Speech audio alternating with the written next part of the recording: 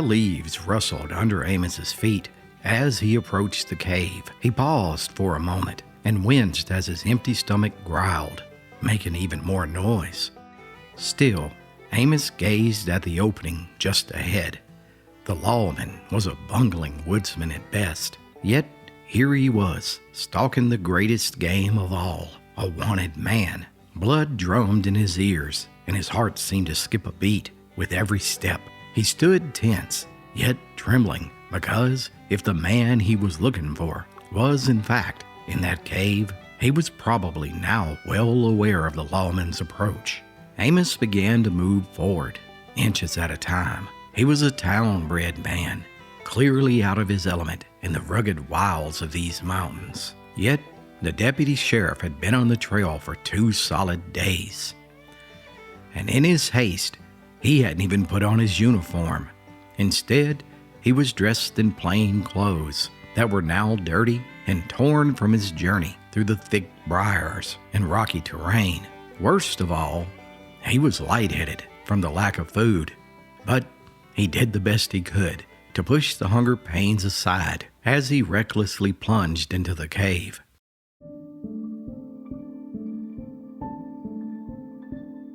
Inside, the sudden darkness blinded him for a moment. Then he noticed a makeshift bed made out of sweet fern in one corner next to the ashes of a campfire and a Dutch oven stove. Just then, something else caught his eyes. Just a few feet away, on a shelf, there were 3 shiny cans of beans. Oh, the sight of those beans brought Amos's hunger roaring back. He quickly grabbed a can and groaned when he found that the first one was filled with gunpowder. The next was filled with shot, and the third, well, it only had odds and ends of string and nails.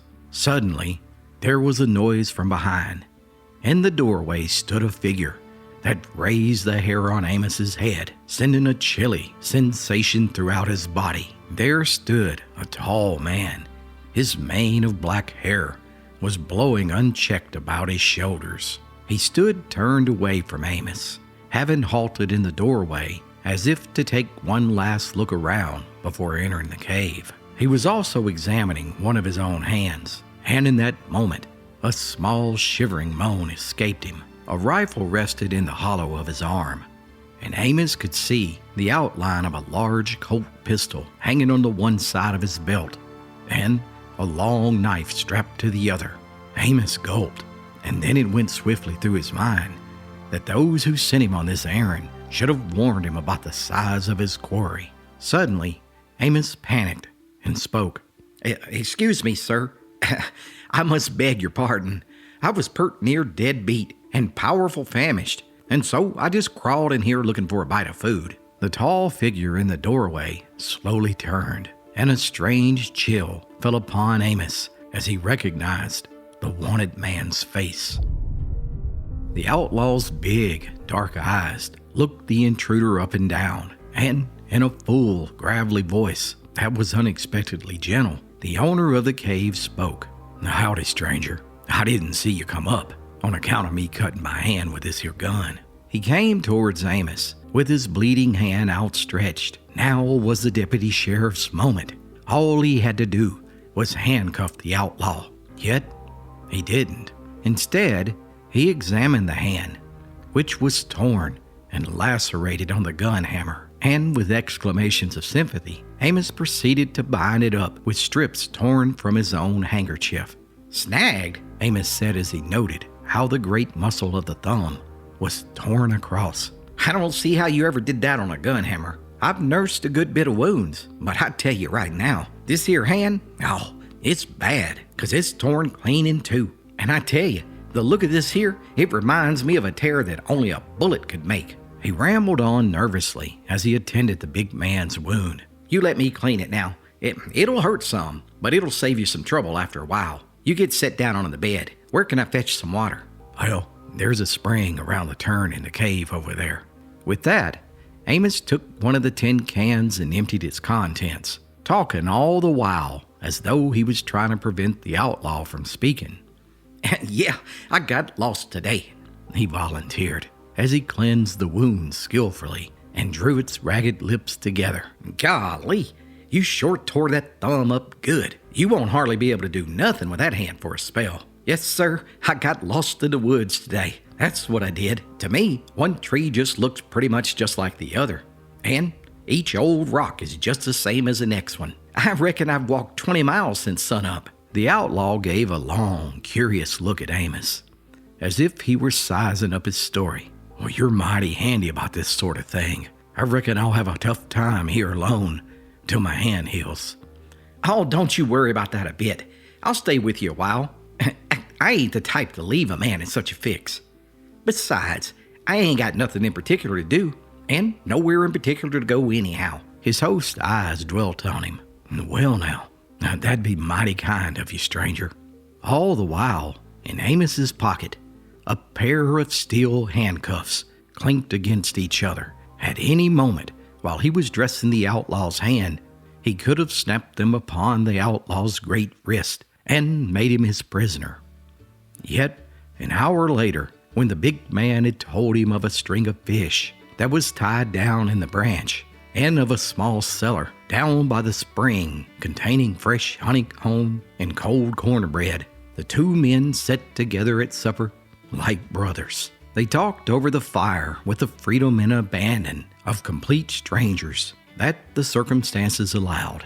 Amos told him his name, his birthplace, his habits and temperament of his parents, his present hopes, and even sketched an outline of his sweet Katie.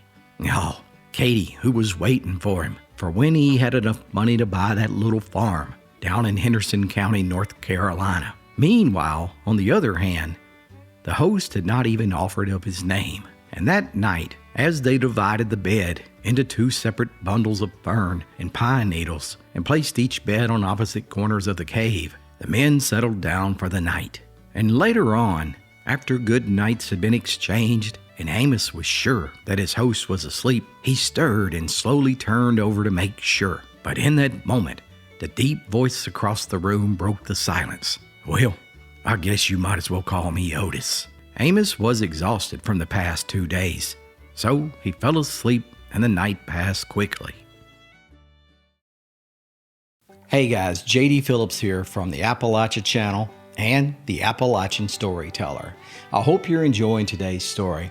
I wanted to pop in for a moment to let you know that we are really excited that finally, after a whole year of writing, Book 2 of the Appalachian Storyteller, Volume 2, is finally here and they're shipping now.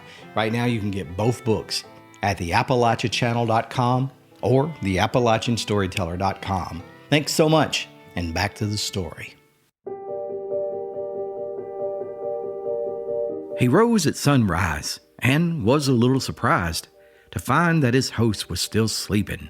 And as the lawman lifted his coat that had been folded in a bundle beneath his head, those handcuffs in his pocket clinked once again. He looked across the cave quickly, but Otis was sound asleep, laying on his bed of leaves, with one great arm underneath his head and his injured hand resting across his broad chest. This was the first of many strange days, golden October days, cool and full of the ripened beauty of fall. Otis taught Amos how to snare woodcock and pheasants, since Amos missed every time he tried to shoot one.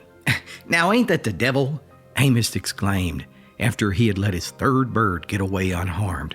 If I was shooting at a man, I'd be steady as a clock. I'd be cool as an ice wagon. But when that little old brown bird just scoots and scutters up out of the grass, well, it sure rattles me." His teacher apparently took no note of the significance of this statement. Yet Amos's very ears were red as it slipped out, and he felt uneasy because those handcuffs, well, they were no longer in his pocket, but now they laid carefully hidden under his fern bed.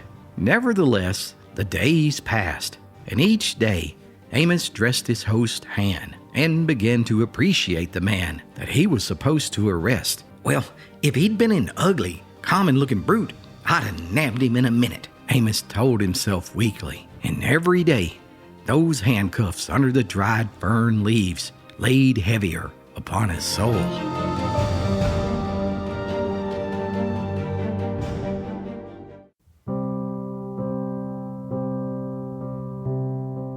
Amos had set the 20th day of October as the day that he would leave.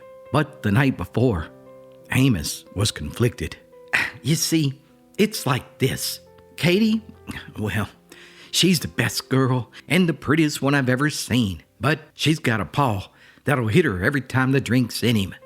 And he works her like a dog, hires her out, takes every cent she earns.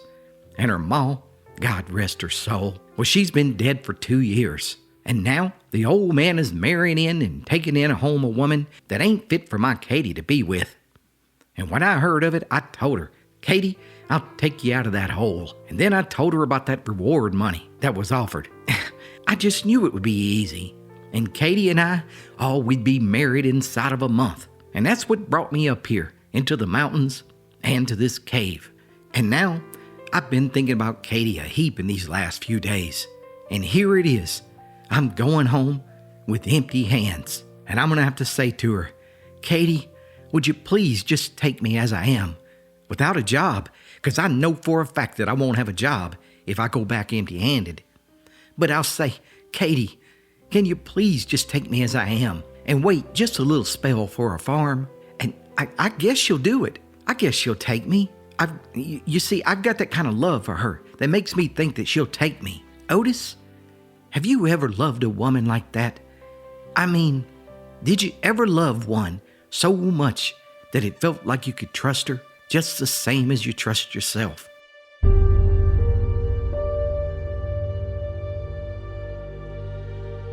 The mountaineer stretched out his injured hand and examined it for so long without speaking that it seemed as though he wouldn't answer at all. The wound was healing admirably now, and just then he finally raised his head and looked across the fire. His black eyes were wells of misery, so much so that Amos had to catch his breath. Upon the silence fell Otis's big, serious voice, as solemn and sonorous as a church bell. Now, you asked if I ever loved and trusted a woman like that. Yeah, I did. And well, it didn't work out for me. And you say you're going home to be with her with just your bare hands? What for? You found your man. Here I am. You know who I am, and I know who you are. That reward money is all yours for the taking. The big man went on, leaning forward. I knowed you was a lawman the first time I clapped my eyes on you. You didn't know whether I could shoot with my left hand as well as my right, and I didn't choose to let you know. And I watched you, and I was waiting on you to try to put those handcuffs on me.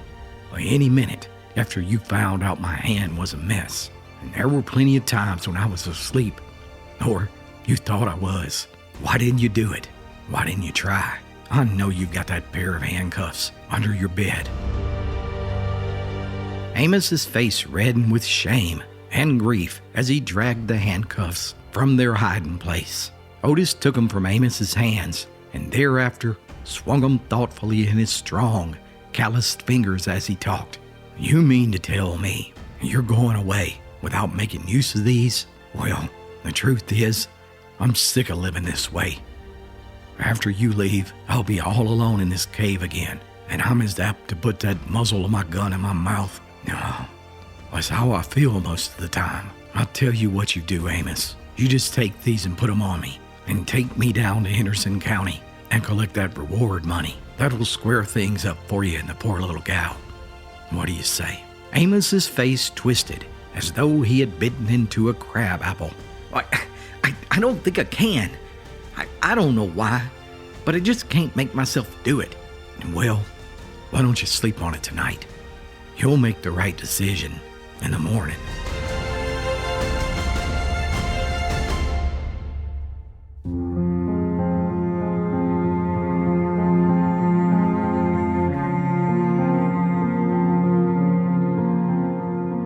The last night in the cave was one of gusty, moving breezes and brilliant moonlight. Yet Amos tossed and turned all night, until finally the gray of dawn found him wide awake, making ready for his journey home. And as he started to leave, Otis spoke up. Amos, I'm going to tell you something. You're probably wondering why I've done the things I've done, and likely you've heard tales, and most likely they were all lies. You see, It was this-a-way. I lived over in Mills River on a farm. I never had no schooling growing up, but my pa, he passed the farm down to me when he died, and I just kept right on farming. And it was just me and Sarah.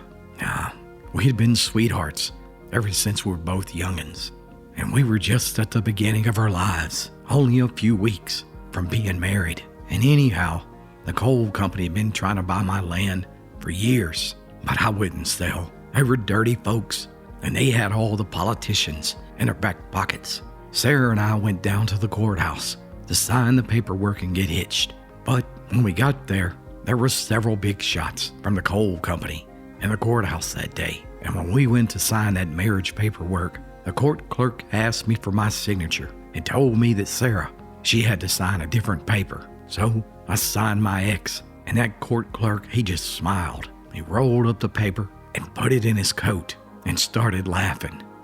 "You fool, you just signed your property over to the coal company. I was tricked, Amos. They stole my land, and I don't know what come over me. I just pulled my pistol, and before I knew what happened, I shot him dead." That was the story of the crime. Amos stood at the mouth of the cave in the early morning light that was casting long shadows across the rugged terrain. His heart was heavy. The weight of his decision was pressing on him as he turned back to face Otis one last time. The outlaw sat quietly, his dark eyes steady, as if he had already known the choice that Amos would make. I can't do it," Amos finally whispered. I can't bring you in." And Amos swallowed hard, thinking of Katie and the life they were supposed to build. He would return to her with nothing but his word, and somehow he hoped that it would be enough. Without looking back, Amos walked down the mountain, the sound of his boots fading into the autumn wind, knowing that some debts were too heavy to collect.